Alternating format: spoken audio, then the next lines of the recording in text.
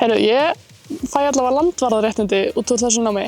Það fylgir með og ég stefni á að pröfa að vinna við það í sumar. Mjög spennt fyrir því. Og síðan bara hægt að vinna hjá alls konar stofnunum og sveitafélögum, en ég á bara eftir að kynna mig betur hvað ég ætla að gera eftir skóla. Kannski fer maður beint í master, kannski fer maður að vinna eitthvað. Mér finnst jarðfræðin mjög skemmtileg.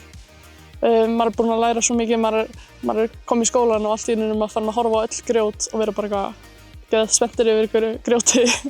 Og plöntunum, bara öll svona að læra og vita hvað plöntunir í kringum okkur heitir og fuglarnir í kringum okkur heita. Það svo margt skemmtilegt sem maður lærir Ísland. Það auðvelt að vera í fjarnámi ef maður vill. Þannig að maður getur líka bara verið mjög mikið bara í verkefnavinnu sjálfur. Og ég oft bara hérna upp í skóla að læra, en maður getur alveg eins verið heima að læra.